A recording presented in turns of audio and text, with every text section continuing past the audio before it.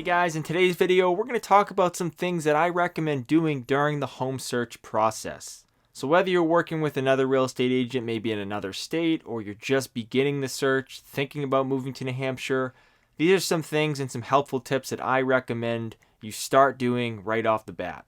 So the first thing we're going to take a look at, we're on the map right now looking at New Hampshire. And the number one thing I want to point out that generally comes up if you start doing any research about the state is property taxes.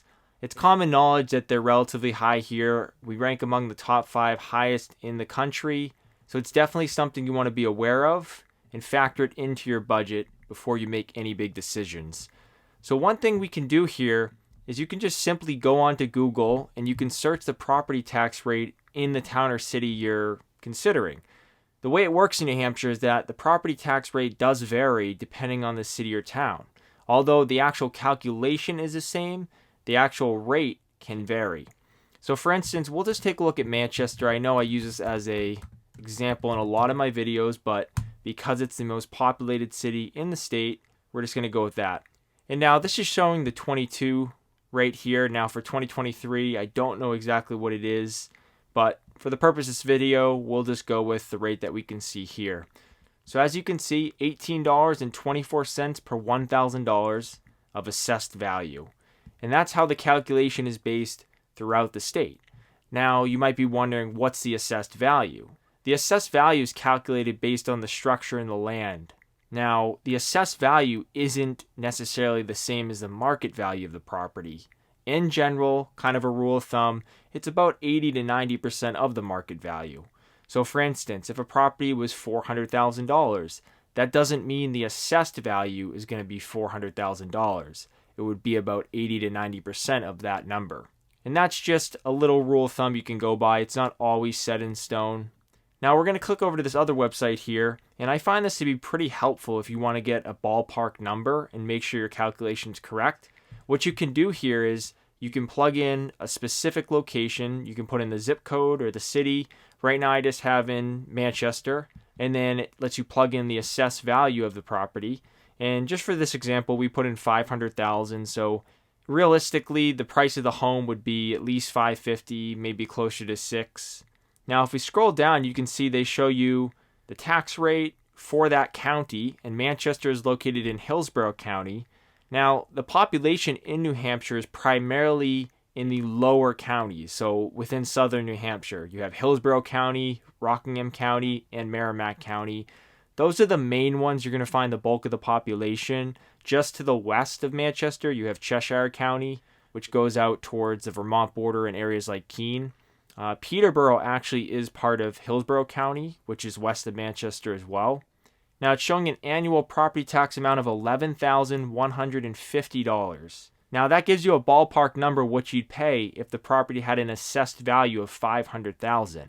And now the property taxes are paid semi-annually in New Hampshire, so that's nice because it allows you to split it up so it's not one big lump sum. And if we go down here, they actually break it down and you can compare it to the national average, New Hampshire average, and then Hillsborough County. So as you can see, that's quite a bit higher than the New Hampshire average, significantly higher than the national average. But that's something you already know coming into it. Now, another thing that's really important that sometimes gets overlooked is the utilities that are available in that particular location, specifically internet. And this really applies if you're working remotely and you're not going to be commuting to a physical office. Now, when we go over to the map here, a lot of people might gravitate towards some of these areas further north due to the pricing, more land, privacy, whatever it might be, access to mountains and rivers and lakes. But you do have to keep in mind that the further north you go, it can get a little bit spotty with internet connection, especially if you're going to rely on high-speed internet for your job. Now, one thing I do recommend doing, and this can be very, very helpful, is just to go over to some of these companies' websites, in particular Xfinity, which is one of the big providers in the state. And what you can simply do here is just plug in the property address. So what we'll do here is I'm going to pull up a new tab, and we're going to search for a property further north. Now, I know Lincoln is a nice town further north. We'll search that, and we'll just take a look, try to find some property here. It really doesn't matter what the price is. I just want to plug it in for the actual address. You can see this one is over $3 million. This is a great area, by the way. It's up there next to Loon Mountain. Now we're going to go back over to the Xfinity website, and we're going to plug this property address in. And let's see what we can find here. Now, this is a message that you might get. So unfortunately, Xfinity service is not available at this address. So what that tells me is that Xfinity doesn't offer any packages in that particular area. So now that might be a concern. The other alternative is to check Spectrum, which is another provider you might find in some areas in the state. You could simply search it on their website too, and if you can't find it online, you could give them a call and just make sure they do offer some packages in that area. Now what will happen if they do offer services is you'll see a message here saying that there's already an account in place. So that tells you that the current seller, the current homeowner, already has internet service with that company. So that's a good sign. And you're really not going to run into any issues regarding internet if you are staying within the heart of southern New Hampshire. So once you get down here, Concord, and below that, anywhere in the southern region, you really shouldn't have any issues. It's just more so when you get into some of these more remote locations further north, maybe some of these areas closer to the Vermont border, but in general, it's going to be pretty good throughout the heart of southern New Hampshire. Now, another thing that's important to keep in mind and to look at if you're browsing through listings on Zillow or you're having an agent send them to you is what is the setup for water and sewer. Now, you might be coming from a state where it's very uncommon to have septic or well water, but in New Hampshire, it's actually very, very common, especially when you get into these areas that are further out from the city. You'll see a lot of wells, you'll see a lot of septic, leach fields. Now, you sometimes will have a combination too, where it might be public drinking water and a private sewer, or vice versa. So I'll just use this listing in Lincoln, for example.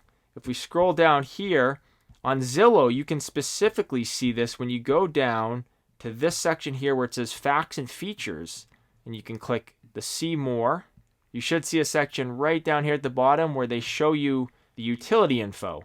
And as you can see here, it's public sewer, and then I don't see anything regarding the water there, but it's definitely something you'd want to check on beforehand. My guess is that it's probably private water. It could be public, but sometimes it's not always the case. Another thing that goes hand in hand with doing your due diligence on the actual location is looking at it from a resale standpoint as well. Now, you might have the plan initially that you want to live in the house for the next 10, 15, 20 years, which is great, but you never know what's going to come up, and maybe in 5 years from now, you're going to have to end up selling the property, and you don't want to be put in a situation where it's in an area that isn't that desirable, and it might be tough to sell. Now, I know I touch on this a lot, but southern New Hampshire is where a lot of people are moving. Those 3 counties here in the southern region are very, very popular, and we touched on them. We have Hillsborough County, Merrimack County, Rockingham County. It really encompasses a lot of these cities and towns. So if you're buying in an area like this, the resale value is going to be pretty good. I suspect that over the next decade, we'll see very steady appreciation. Probably not what we've seen over the past few years, but it's a good spot to buy even though the prices are higher now than they were years ago. Another thing that you can consider that also goes hand in hand with resale value would be the rental market in that particular area. So if you're buying in an area where it's very desirable, close to major employers, a lot of jobs in the area, even a lot of universities, when kids are graduating, they're getting a job there, they need a place to live. So whether you are purchasing a single family home or maybe a condo or a townhouse, there's a strong rental market in a lot of these areas, especially if you're purchasing closer to these hub cities like Manchester, Concord. Now, I will say if you are purchasing a property with the intent to live in it long term, I wouldn't get too worked up about the actual location from a rental standpoint. But it is nice to keep that in mind as well, just in case something were to come up. Now, the thing with purchasing a single family home strictly as a rental is that when you get into some of these areas, a lot of the people looking to purchase or rent closer to these larger cities are either going to be looking for something that's very close and that they can get at an affordable price, or if they are going to be looking at a higher priced home, single family home for instance, where it's renting for upwards of $3,000 a month, a lot of families are probably just going to end up purchasing in that case. But I will say from personal experience helping people over the years that the rental demand is very strong in New Hampshire, and if you have a property that's located in a desirable area, it shouldn't be a problem renting it out.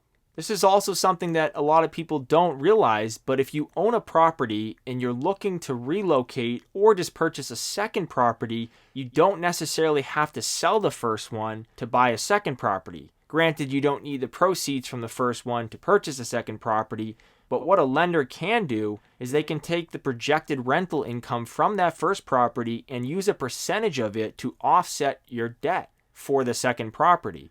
And usually I think it's somewhere in the range of about 80 to 90% of the projected rent. Most lenders will want you to have a signed lease in place prior to closing. So sometimes it can get a little stressful if you're trying to get these things in sync all at the same time while closing on another home. But if that's something you're up for, it can be doable. Another thing that's very important that goes along with the actual location, utilities, and jobs near the property is its access to major freeways. And if we look here on the map, you're going to see some of the major freeways in the state. 89 is one of them. 93 is another one. 89 is very important, especially for people going from the Concord area up towards Lebanon or Hanover. Whereas 93 is a main artery if you're going down towards Boston. Anywhere along 93 is a very desirable spot because of its proximity to the highway. Now you have other means of travel throughout the state too, another one being 101. That's another way you can get around. But the downside to some of these is that they might be 2-lane roads or maybe 4-lane roads, but some of these freeways might not be the same size as states that you're coming from, especially places like Texas or Arizona or California where they have multiple lanes. For instance, 93 is only 2 lanes going north, whereas 93 South has 4 lanes once you get south of Manchester heading down to the Massachusetts border, which makes it very, very convenient, especially if you're traveling in that direction for work. This also plays a role in the resale and rental market of the property too. Someone that's looking to potentially purchase your home or rent it from you would also be considering its proximity to these major freeways if they were traveling to an office. Now, with remote work becoming more popular over the years, the biggest thing is going to be that internet connection, which goes back to my first point about doing that due diligence beforehand to make sure the property is in a good location.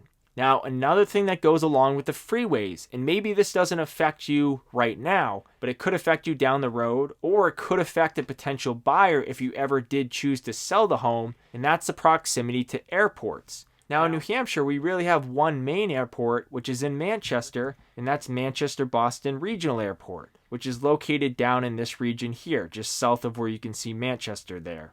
Now, if you live somewhere further north, it might be a little bit of a commute to get to the airport, whereas if you stay south of Concord, you should be able to get to the airport within about a half an hour. Now, the other alternative is Boston Logan International Airport, which is right down here. It's in this vicinity. Now, there's a lot of easy ways to get to Boston Logan, and I've made another video about this. There's a lot of buses to take. You could take an Uber, you could take Turo if you're going to rent a car, but I would highly recommend either getting dropped off or using the buses. They're the most cost-effective way to get down there, and ideally, if you live closer to the Massachusetts border, getting to and from the airport is going to be pretty seamless. Now, even though everything we've covered so far is very important, another very, very good thing to know before picking an area is the crime rate in that particular location. Now, you can go to sites like Area Vibes, there's bestplaces.net, and there's also Neighborhood Scout. Now, you can simply just go in here and search that particular area. You could put in, the property address, the city, the town, whatever it might be, and it'll show you the actual crime rate in that area. Now, I will say as a whole, New Hampshire ranks quite high as far as being a safe area. Although, like every place in the country, there are particular areas within the state that are a little less safe than others. Now, I know Manchester gets a bad rap a lot of times, but it is the largest and most populated city in the state, and that's usually what you find no matter what state you're in. But what I will encourage you to do is do some due diligence, go on to sites like Reddit. You could even call the local police department and talk to them. But looking into the crime data for that specific town or city is very important no matter where you're moving. Now, the last thing that I really recommend you do, and not a lot of people do this, is simply going to Google Earth and putting in the property address that you're looking for. So for instance, if we were looking at Manchester, and I'll plug in Manchester, I won't do a specific property address here, but if we zoom in, you want to be able to look at that particular house, see what the surroundings look like, figure out where the neighbors are located, what's the proximity between the houses, what's nearby, is there a junkyard behind the house, is there a park across the street, is there a major shopping center right down the road? And a lot of times this is something that gets overlooked. You might see the pictures on Zillow or any of these sites and just fall in love with the aesthetics of the house, but you want to know what the surroundings are like. So right now I'm zooming in here on this particular section in Manchester. Now it doesn't really matter. This is just for the purpose of the example here, but you can see that there's a lot of things nearby. This looks more commercial. This is probably a commercial building too. And you can see a lot of houses here in these neighborhoods. Now there's a park over here. We have a major freeway right here. So there's probably going to be car noise coming from that, especially later at night, early in the morning. That might be a concern for you if you're looking to move in this development right over here. Now, I have seen it in many cases where, there could be a property right here and there could be a junkyard or an auto body shop right behind it. And that's going to be, one, it could be smelly, it could be noisy. Being next to a junkyard could affect the property value, especially from a resale standpoint. Not to mention, there's cases when you might have a specific easement related to the driveway where that particular driveway has access to two properties. So you might have to drive up that particular driveway from the main road and then it would split off. So you'd have one house to one side and then you'd have the house you might be looking at to the other side. And if you're just looking at the pictures, they're probably not going to highlight something like that. So if you look at the aerial view here on Google Earth, you'd be able to see that. Now, it might not be a deal breaker for you, but it's something you probably want to know beforehand. And if you're working with a good agent, that's information they should provide you ahead of time while you're doing your due diligence on the property, going to do some showings, taking a look at it. That way you know that before writing up an offer.